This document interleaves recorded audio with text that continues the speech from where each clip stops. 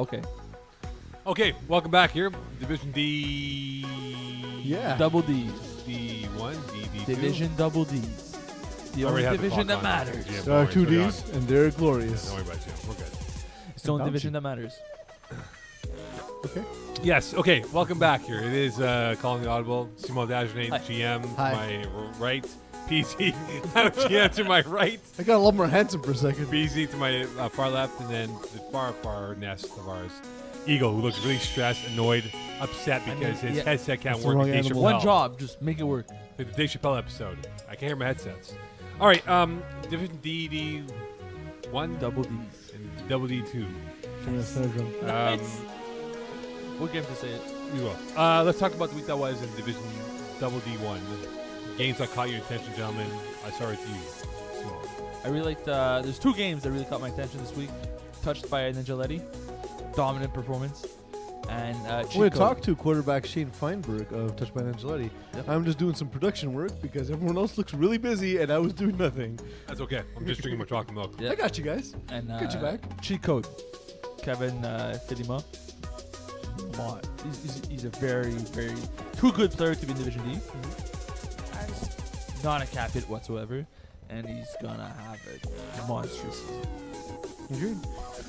I saw a bit of Diablo's Homo Sapiens. What's a bit? Like a half. Fair. The first half. What, Okay, well, you know that if you don't watch more than 75%, you don't know anything. It's fine. I'm good not knowing anything. I had to warm up for my game. I feel that's like why. the second half was a totally different game. So I'll describe what I saw. Yes, And, go ahead. It might actually have been the second half, actually. Where was the half where Francois Martin mindlessly threw the ball into the end zone at the goal line at your defender and it was returned for pick six, where he turned around to explain how the read was open even though there was a man standing on the goal line? Please tell me which Second half that half. was. Good job, Frank. That's the one you saw. So that was the second half. Yeah, it looked like a dominant performance from Homo Sapiens in that half. As you're telling me, it was two different halves. It basically... I realized I may not have caught the first half. Francois Delorier actually looked very confident. Now, he's not necessarily the most physically gifted quarterback, but he was really picking the spots and made the Diablos defense look bad. Oh, he's a good player. Yes, he is. He's a very good defender. I'm saying he doesn't have the rocket that you'd love to see, but it shows that He's smart out there with the It's ball. not his first season anymore, right? He played QB and FPF Co-ed. co-ed twice. Yes. And one season with GM, correct? Yeah, and Divi. So it's just like his fourth season as a quarterback, and like you see a difference. yeah. The game that I saw was a good one. Brotherhood against Montreal Freshmen. And, of course, this Brotherhood team is not the one that we saw 2 months ago with Theo J as a quarterback. Now Jamal Gittins is the new quarterback for this team here. They won 32-24. And, hey, Peeze's, Peeze, Eagles headset's now working. Yay! He can hear us finally. Moo. Moo. Thank you. Your boy Ryan Dobbs Garnett, whatever you want to call himself, 4 catches, 90 yards, 2 TDs. It was a good game. I thought this was going back and forth here. I thought Giddens had, when you look at Jamal Giddens, he's an athletic, gifted player, but as a quarterback, it's going to take him a few more games for him to get him comfortable with his reads it's out a there. different story than playing receiver. Right, but the thing is with him is that first game, his best receiver is Omar Jackson, and Omar was not really a factor in terms of the bigger stake of trying to Omar become has that ups and impact downs, player. right? Yeah, but look at the team roster-wise. You have Ronson, the Majid brothers, Ryan, and you have Omar Jackson. Out of all those guys as receivers, who are you going to pick as being the guy that most likely to have a bigger impact because of athletic ability? But I would also say, like, to Simon's point, who actually said something insightful for a minute, so I don't know what's going on. But Full moon, a full moon, perhaps. Omar Smith-Jackson's the kind of guy who, at the end of the season, will have great numbers, but game to game doesn't always have great numbers. He has entire games where it just doesn't. Yeah. He doesn't have an impact. You know what he Omar's is? gonna have He's like a one game- workout wonder at the NFL Combine. That's what he is. He's a Combine warrior. No, he's gonna have one game with like 90 yards, 3 touchdowns. He's gonna have the following week. He's gonna have one catch for 14 yards. He's a matchup nightmare for a lot of teams. But if you can match him, if you have a guy that's big enough and physical enough, you won't have the same sort of impact. And I also think that Jamal Giddens is trying out other guys. He's not just going to Omar Jackson constantly, which could also mean it's week 1. He's trying new things. He's a new quarterback. It doesn't mean Omar's not a good receiver. It just means that he wasn't fed the way he could have been. So I have two questions for you guys. Yes. One is in a game. The first one, I'll give you the first one, and we'll discuss that, and then we'll get the second question. The first question is, if you have a game where a quarterback throws 4 interceptions and another quarterback throws 0 interceptions, who usually wins that game? Nine times out of 10 is the one that throws no INTs. However, Corey Wonder-Walwalski oh, threw 4 interceptions with 4 touchdowns, and BD Bandits beat Smoke and Axles 24-25. That's a shocker. Yeah, I mean, look, the thing is, I wish I Walwalski. could throw 4 picks and still win. But the thing is that, like, it also was a little bit of Walwalski just still having a great team around him and making throws to still score the 4 touchdowns. But then part of it was Jordan Rossi had these moments where just really didn't put it all together. The next question I have is, because Mokan fancies himself to be the cricket expert, the TSN 690 cricket correspondent. yes. We've been doing this all night. We're going to continue all night long. Score is currently 1-0 Mo. Once in a while, we will interrupt the show with a question about something in cricket, like something from the cricket glossary, some terms, and both Mokan and Simon Dajne will explain what they mean, and GM Clutters will choose the winner. Gentlemen, I'll start with you, Mo. What's an Indian spin quartet? Indian spin quartet? That's a real thing, apparently. That's my dad. I'm going to say it's something that the bowler does with the ball when he spins it off the ground into the wickets. That has nothing to do with cricket. Indian spin quartet is all about snakes. And they're No, it's just snakes? it's all about snakes. Use the rest. So the spin from the bowler or just snakes? How do you not say like an ethnically themed workout with bicycles? That would make it. 4 people maximum. No, I was imagining. You know those like flute play- Get my brother to write in answers, by the Yeah, way. really. So once He's terrible again, at this. Of Oh, wait, course. you heard about like the only So- image I had in my head was like you know when you play like the flute and the snake comes out. So Okay, that this went Mr. from dumb to Stereotype. racially insensitive. Yeah, Mr. Stereotype. You know what? 2 minutes in the box, please. Turn off the mic. so once again, Simo was neither right nor Nor funny. funny. Yeah, it was bad. So the score is bad. 2-0 Mo. Thank you. Thank you. The team I'm watching out for, I'm not going to put any money on them yet. Green Hornets. Mm-hmm. Our boy R-Easy, Ridwan Abdur's team with Ali Endo, who played Division 1 way back in the day, with Flagmois Sack, now the quarterback of this team. I'll be curious to see how they do. They took out Texas Bearmans, a team that's been well established in this league. You're winning by 3. And I think with the way they're built, and like Endo threw three INTs, but they have a lot of speed guys, a lot of athletic ability here on this team. I think they could be a dark horse this year. A team I'm not looking forward to playing against is For the Show. They have former Concordia Stinger Edem Neamandi, who's going to be playing quarterback Yeah, for the team. Niamati, yeah. Well, the thing is, here's the thing, though. Sorry to interrupt you. There's a bit of an issue because Chris Olsen was supposed to be the one he was going to throw, but they were over the cap, I believe, from what Chris Olsen was Chris saying. Olsen, his quarterback rating is too high. Yeah. So now, any quarterback facing this team has to face Chris Miard, Eddie Lee, and Edem Niamandi on defense. Niamati, yeah. That's yeah. not fun. I'm playing them in a couple weeks. I'm not happy. That doesn't sound like a fun. Yeah, I know. It's not a good time. Division D2. Any games that caught your attention in D2 of this division here? You know what? I watched your boys Hot Boys Hotline. Hot Boys Hotline. Very strong. Start. Yes. Yes. Adonis A's also had a very strong. Well, they had a tough game, though. It was a tricky one against Browns of Boucherville, though. Yeah, but that's what I like though. Like it was. He a had no tricky idea, did game. he? Yeah. It was a. He tricky- had no idea that he was off air.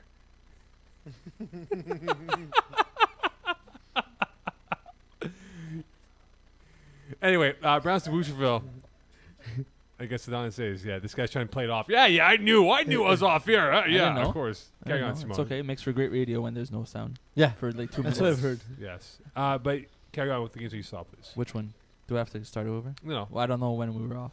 Browns to Boucherville against Adonis. We didn't talk about the brand. The entire time you were out. Okay.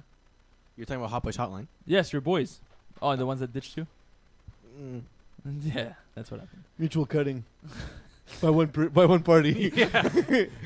And not Eagle. 9 of them were mutually cutting Eagle.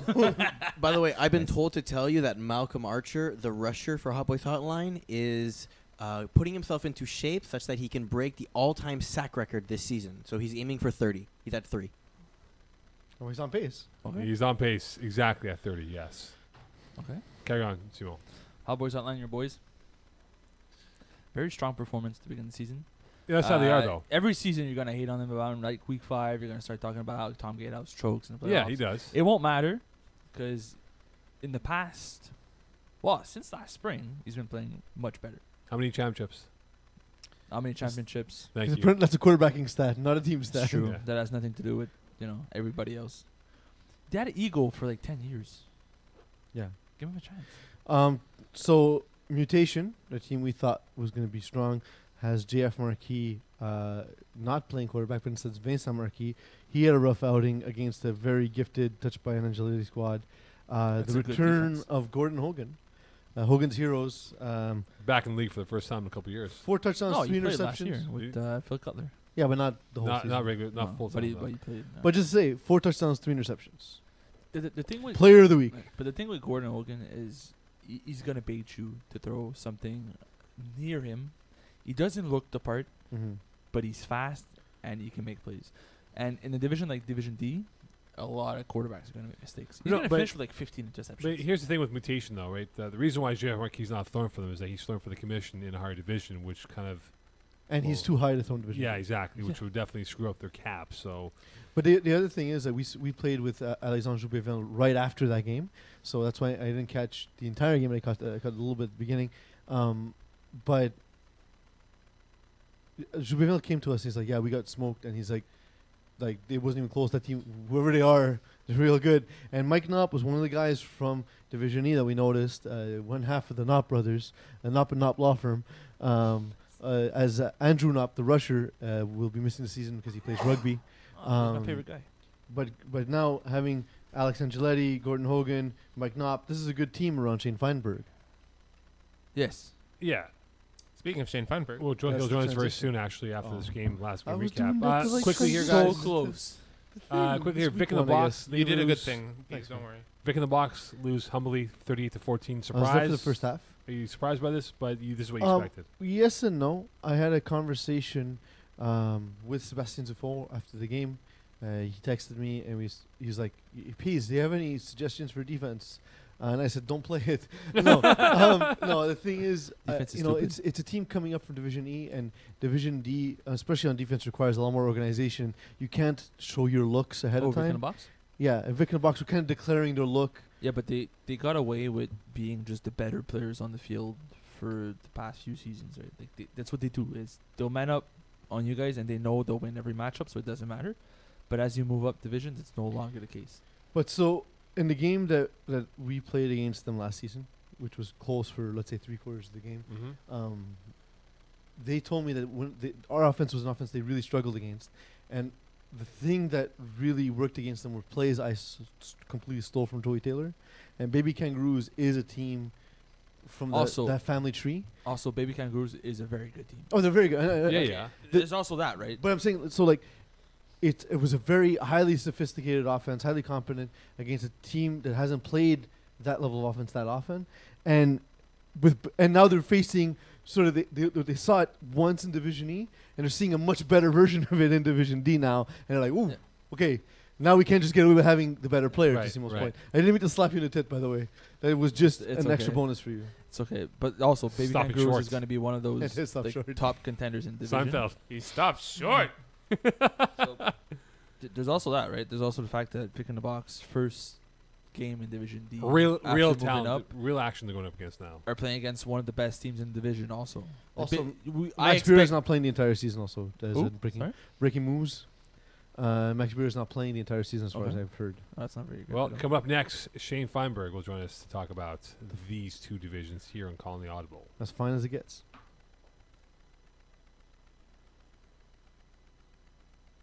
Today's guests on the Sportira guest line are brought to you by Sportira, the official suppliers of FPF uniforms and jerseys, as well as the home to the Sportira cage.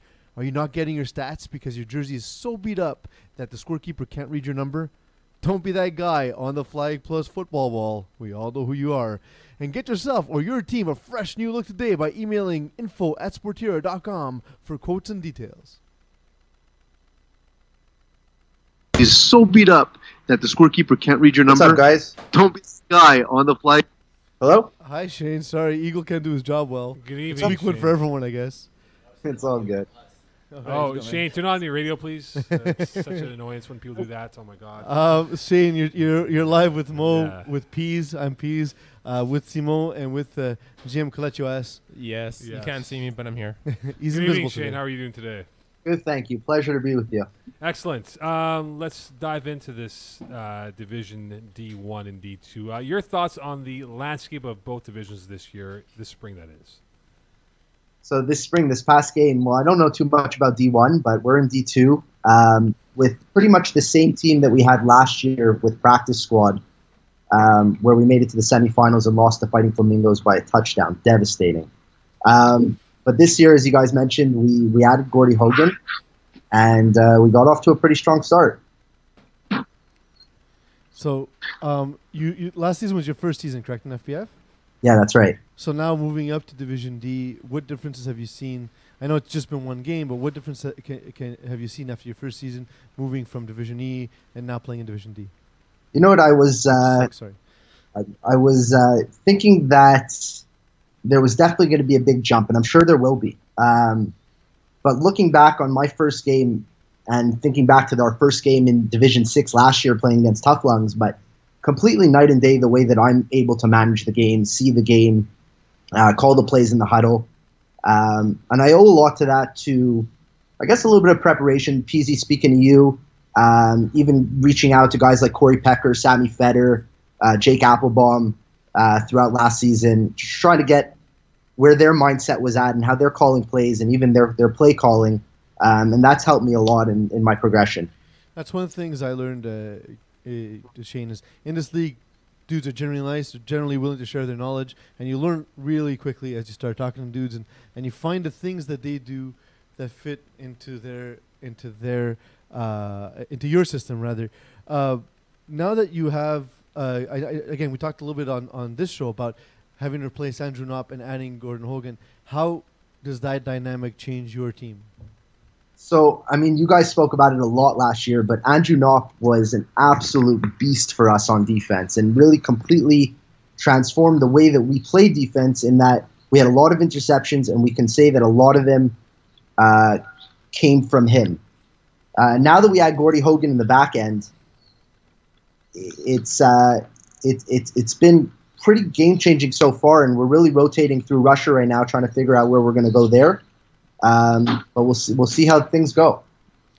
Yeah, and you were, to your point, you talked a little bit about last season. Last season, I had said at one point in the Division 6 podcast, Shane, you were the most improved quarterback from like game 1 to game 6 kind of thing. And was this the first time you were throwing a football, or have you had any experience at any other level before FPF? I played West Park Cowboys at 10 years old as quarterback, but since then, It's been a while. Nice. I haven't played organized football since that 1 year. So I was a complete fish out of water for the first 2-3 games of last season. Shane, looking at the schedule for your team this year, Sure. Some tricky games, Balsa hard to use on the schedule, Voodoo down the road. LBB, underrated team here. What's a realistic number of wins you guys think you can achieve this year? You know what? I'm going to go out on a limb. I think we can go 7-3, 8-2 maybe. But I think we have a really complete team. It's definitely starting with defense. Our team is led by the defense. And then I have a couple of really strong weapons on offense with a good snapper in Alex Finkelstein, a bunch of good role players in Alex Angeletti and Corey Schiffman, and then not to mention Knopp and Ryan Castiel. I like that you specifically named everyone on the team just to make sure no one got offended. Yeah, everyone's included. You get a car, and you get a car. What's your handicap, Shane? I went as low as an 8 last season. I'm back up to an 11 this season, but we're going to try and get down. Simone and I played last Wednesday. Our handicap is golf. So the way you reached out for help with FPF, I may need to reach out to you for help with golf. Maybe. Specifically, not sucking is the Sunscreen top would help. Shane, let me ask you this question. Sure. In the huddle, we see in the NFL, right, with diva receivers. Who's Yes. a diva receiver on your roster who's going to say, hey, I'm always open 24/7? that's the easiest question you'll ask me all night. Alex Angeletti. I can tell you that we named the team after him, and that went straight to his head. Nice. Don't worry, I know how that feels with that certain team in Division A this year. We'll talk about that on the Division 8 podcast. Did you know, by the way, so in like olden time speak, like in the 1800s or so, saying someone was touched in the head perhaps, meant that they were mentally slow. Nice. Would you say that that's the case of Alex Angeletti? You know what? That is a really, really good assessment. It's like this idiot savant.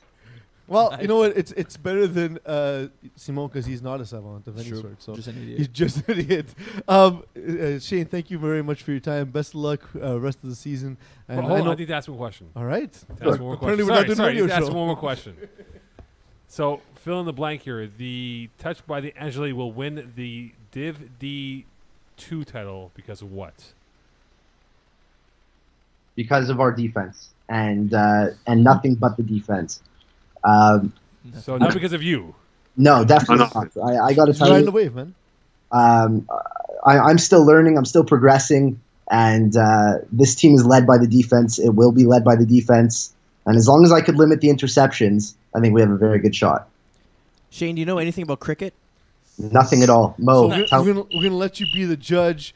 We have a game right now we're playing where once in a while we test Simon Dagenet and Mokan based on their cricket knowledge. I'm going to give them each a term to define, and you have to choose which one you like better, not which one is the most correct or correct at all. You need to tell me which one you choose as the better answer. So, gentlemen, without further ado, with the referee-in-chief, Shane Feinberg, Yes. presiding. Actually, the umpire. That's what they use. The umpire. The team. umpire. Yes. What is That's not going to get you points, Mo. I know. what is cafeteria bowling? Say that again. Cafeteria bowling. Okay. I guess it's tea time, no? In cricket? There's tea time. So Mokan says tea time. Yeah. You can steal it, It's Simon tea time. Dagenet. Be not terrible. Cafeteria bowling. Cafeteria bowling. It's basically a food fight, but for cricket. Shane, you have to choose one of these two terrible answers. What do you got?